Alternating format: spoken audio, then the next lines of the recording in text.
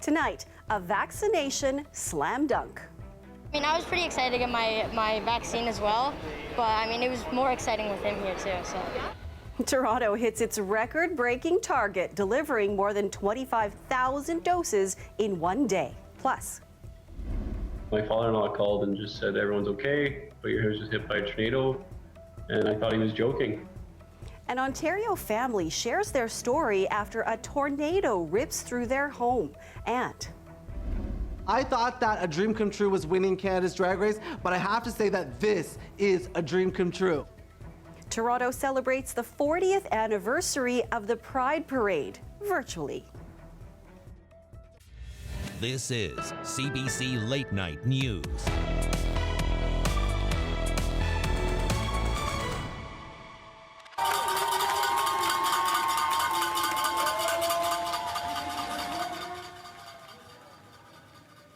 The City of Toronto has set a new milestone in its fight against COVID-19, one it believes is a world record. The goal was to give out 25,000 vaccine shots in a single day at a single site, but they actually administered close to 27,000. And as Talia Ricci reports, the choice of venue only added to the excitement.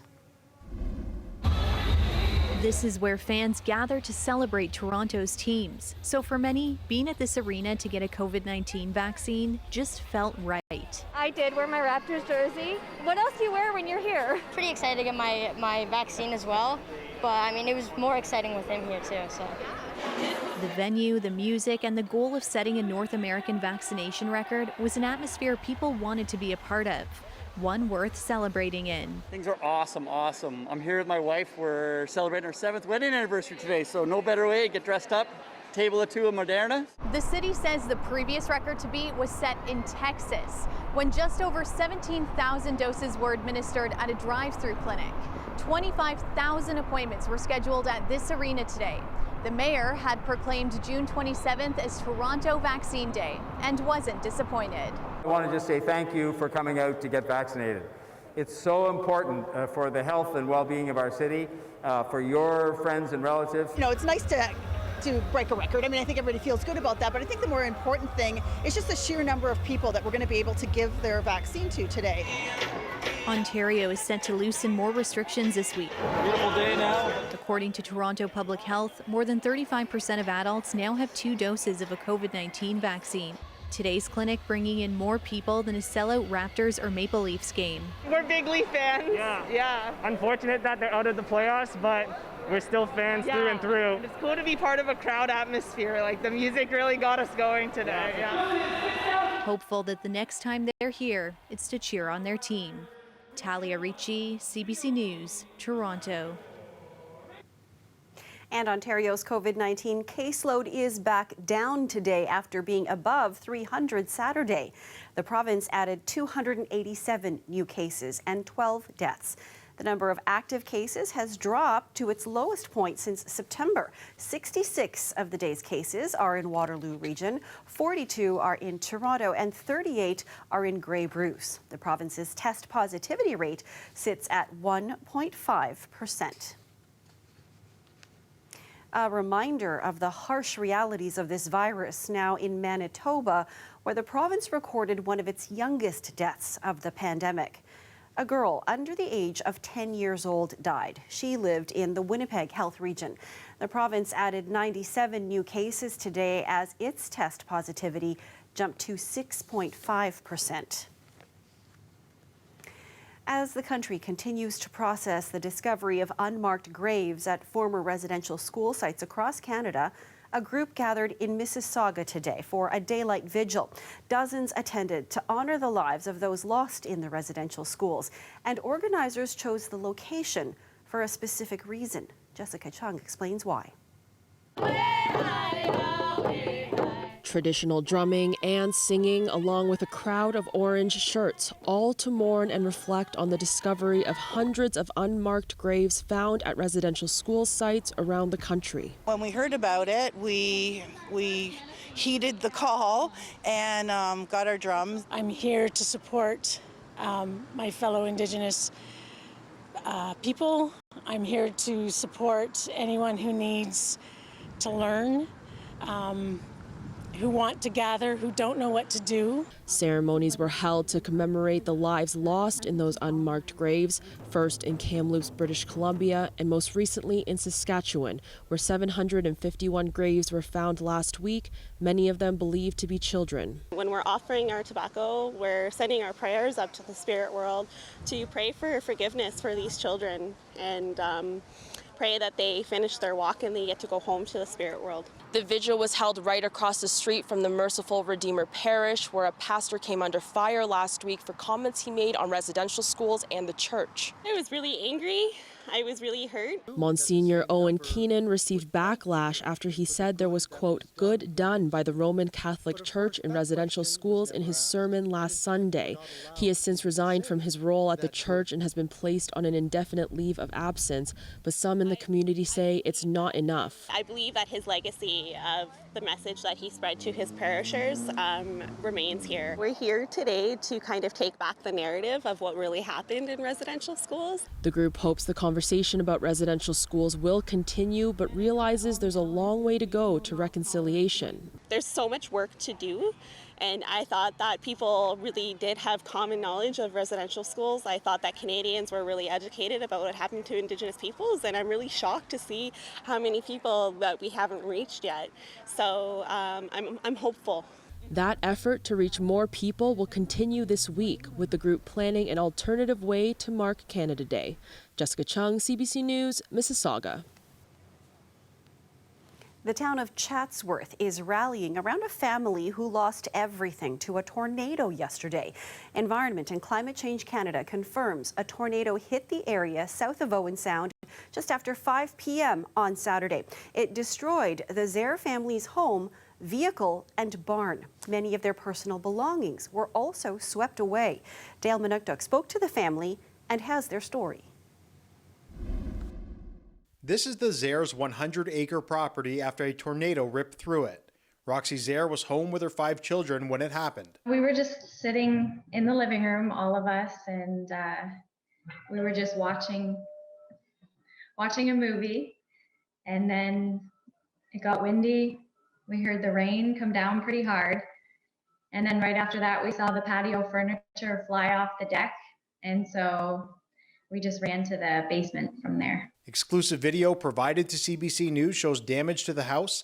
Brandon Zare was working when the tornado warning came in. My father-in-law called and just said everyone's okay, but your house was hit by a tornado, and I thought he was joking. What is it like for you walking through and seeing it in the wake of the tornado? Still, I don't know if it's sunk in completely. There's just a lot of damage, whether it be debris all through the fields, trees destroyed, where there was bush, there isn't. Yeah, it's pretty unbelievable, really. Zare says pieces of their home flew 3/4 of a kilometer away. Chatsworth Mayor Scott Mackey says no injuries were reported. So that was the paramount concern last night when the tornado hit. But shortly, within probably an hour, we were able to determine that there'd been no injuries. He says 2 other barns were destroyed and a number of houses damaged. One gentleman I spoke to said he and his wife were watching TV, and the alert came on the TV, and at the same time he said it sounded like a freight train outside, so they got to the basement. He lost trees around his house. Northern Tornadoes Project, which surveys and documents every tornado in Canada, says the one that hit Chatsworth had winds up to 180 kilometers per hour. So they've been out most of the day because it's a fairly long track. It's about 13.5 kilometers long and about 400 meters wide. On average, Ontario sees 12 or 13 tornadoes a year. It's been rather slow getting started this year in the tornado season, I guess, thankfully. And it's been 3 tornadoes now that have been confirmed in Ontario, counting this Chatsworth tornado. The Zare's local pastor launched a GoFundMe campaign for the family. It's raised over $40,000 in less than a day. For now, the Zares plan to stay with family until their home can be rebuilt. Dale Manukduk, CBC News, Toronto. And of course, these were the storms you were telling us about yesterday, Sophia. Hopefully nothing is severe in store to start the week. Yeah, we were tracking those live on TV for you as well, and it's unbelievable when you see damage like that. You think that it's something out of the deep south or out of the prairies, but no, this was just 2 hours from Toronto, and I'll get to what the storm threat means for the rest of this week coming up, because there could be more. Now, this was an area not too far away from Blue Mountains, not too far away from Sauble Beach, where many people could have been on this big first weekend of summer. We think it's, you know, somewhere far removed, but no, as you heard there, Ontario does see quite a few tornadoes every year. On average, just over 12. We're just a few figures behind some of the prairie provinces. And we have the Great Lakes nearby that can add fuel for big storms like this. And that's kind of what happened yesterday. We have the stationary boundary in place. It'll be set up for the next few days. And it's kind of like a block, not letting the heat and humidity dissipate. Think of the lid of a pot on the stove with hot water bubbling and boiling over. With storm energy ripe in place for the next few days, the signature of these storms is what you saw there. Very slow moving, very potent storms. Now the risk for Monday shifts more to southwestern Ontario. Now that doesn't mean that everybody is going to see potent, strong and dangerous storms. It'll be a bone dry and very sunny next few days for many, but if you do see a storm come through, know that there will be a ton of rain. Some areas had torrential rainfall this weekend and others had, like I said, sunny and bone dry conditions. I'll tell you what this means for Canada Day outdoor plans in the long range. Okay, we'll see you in a few minutes. Thanks, Sophia.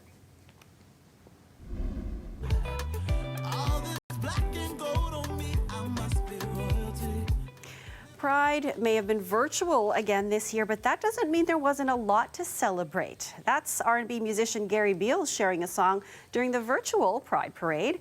The hour-long event was hosted by Canada's Drag Race winner, Priyanka.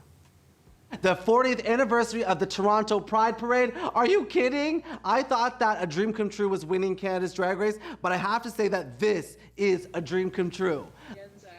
It featured singers, dancers, and supporters all in an hour live stream event celebrating the 40th anniversary of Pride. And in downtown Toronto, another Pride-related event took place at Nathan Phillips Square. It was a march called No Pride in Policing. Funding the police is about the preservation of life. It's necessary for, you know, the continuation of the reconciliation with Indigenous people, with Black people, and we're really trying to ensure the safety of our communities. The group took to the streets this afternoon, marching through the city. Organizers say they want to defund the police and put that money back into the community. It's been 4 days since a condo building collapsed in Miami. Rescuers are still searching, but progress has been slow and dangerous. 150 people remain unaccounted for, among them 4 Canadians. CBC's Katie Simpson has more from Miami. The search and rescue team has finally caught a break. A fire that burned beneath the rubble for days is now out, allowing crews to dig a deep trench and better search the debris pile. Getting the fire and the smoke under control was very pivotal, and the good weather today were 2 very positive developments. There is still hope survivors will be found, but the slow nature of this operation is agonizing for the families of the missing. Frustrations boiled over at a private briefing with first responders shared on social media. And I know you're doing everything you can, but it's not enough. You gave us a promise and you're not fulfilling it. Relatives were taken by bus for private tours of the site in person, their first up-close look at the search and rescue mission. As the wait for information drags on, people here are doing what they can to comfort themselves. David Cohen wanted to be as close to the site as possible to pray. I have friends, very close friends that are underneath the ruins and the what is left of the building, and I'm just praying that they're still alive. A small memorial is growing along the beach, a place that has long brought so much joy, now home to a national tragedy. It's just, the first thing I feel is it's sad. It hurts. You feel everyone's pain.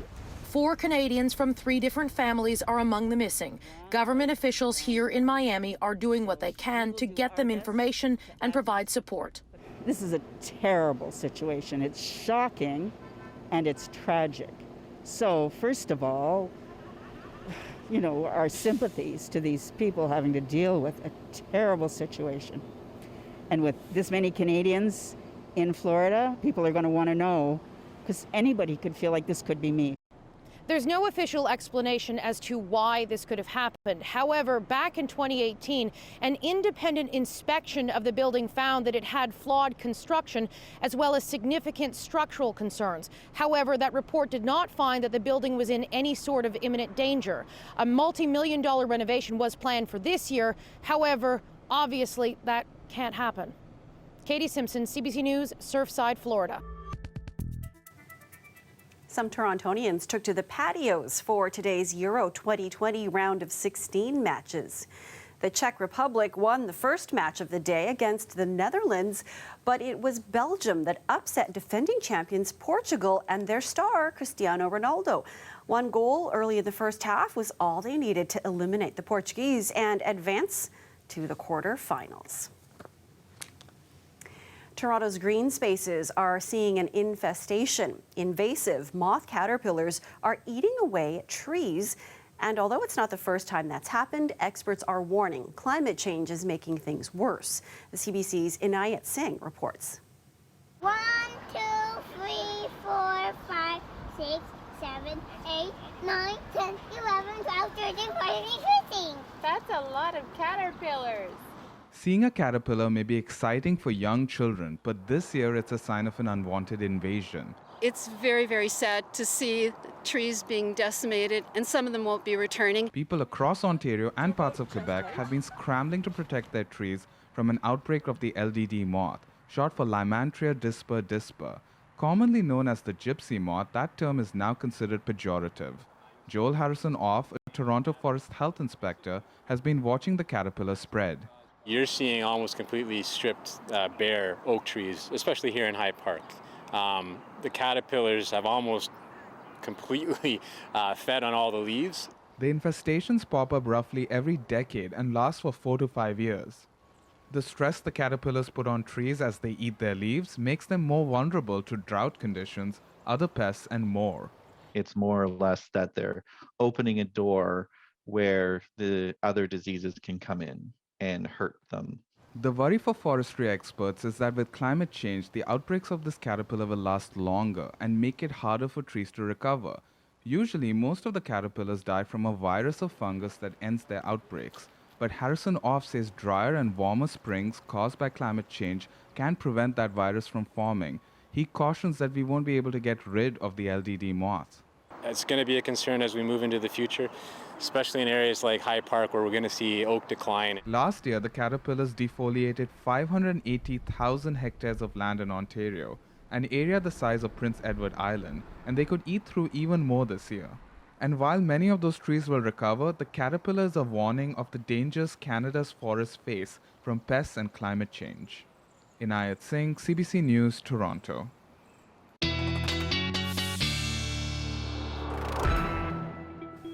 Sophia's back with a look at the forecast for the week coming up. It sounds like there's quite a bit of active weather possible. Yeah, Murphy's Law, one of the most popular vacation weeks of the year near the Canada Day holiday, and it's going to be rainy and stormy. Potentially hot, humid, and maybe stormy into the long weekend. It could be bone dry for some of you and very sunny. It's kind of the way the cookie will crumble this upcoming week. Now, right now, currently our temperature is where our daytime high should normally be. So as you can tell, and if you've been outside at all today, you know the heat and humidity is there. It's also been really breezy. We've had lots of reports of patio umbrellas flying out of their holders and glass shattering and many different things from around the GTA for the wind. Now, as we head into Monday, we are talking about heat and humidity that will feel close to 40. But Monday's also the day when you could have the most hours of dry and sunshine. That storm potential that we talked about earlier in the show continues to grow as you head into Tuesday, Wednesday, and even Thursday. I'll tell you about Canada Day in a minute, but this really exaggerated active storm track is connected to the exaggerated ridge in BC, where they are experiencing record-breaking all-time Canadian high temperatures that rival that of what they're feeling in Dubai. So the temperature records are shattering, and they're continuing and expected to grow for tomorrow. Canada Day could be dampened by a bit of rain on Thursday. You'll have to keep watching the forecast quite a bit this upcoming week. Okay, will do. Thanks, Sophia. High school students from across the country have been celebrating their graduations, many of them virtually. But students from a high school in Desborough, Ontario got to walk across a different kind of stage, all thanks to a teacher who figured out a way to bring the ceremony to 72 of his students so they could each share that special milestone moment with their families. And after a busy weekend, he took time to talk to us about how he did it and what it meant to his students. My daughter and I were talking, and she said, my good friend would like for you to deliver her diploma, but do it on the stage in our small town. We have an outdoor theater, so can you just do it there? And then I just thought, well, hey, what if we could build a mobile stage and deliver the diplomas to each student's house individually and have them walk across the stage? You know, the students were very excited. The parents, aunts and uncles, and grandparents, anybody who was there and within the bubble, we asked everybody to keep the crowds COVID compliant, and it was so exciting. They were so excited to see us. I would say even what was so telling last night, about 4 o'clock, it started to rain really hard, and nobody even batted an eyelash. They were out there. They were excited. We got our pictures taken, and they got their pictures taken on the stage. They walked across the stage. And in every time that we showed up at a grad's house, it was just so much excitement. It represents, not just 4 or 5 years of high school. It represents the whole journey from JK to grade 12. The parents and guardians and families and friends are all there. And it's all of the stories, from as far back as they can remember in school, all culminating in this one moment where it's like, I'm moving on from being a child to a young adult, now moving into adulthood. Not all heroes wear capes. Great job. And that's our show for you tonight. Thank you for watching. As we go, we're going to give you another look at more Pride celebrations, this one on a colorful patio in downtown Toronto. Have yourselves a great night, and whatever you do, take care. Good night, everyone.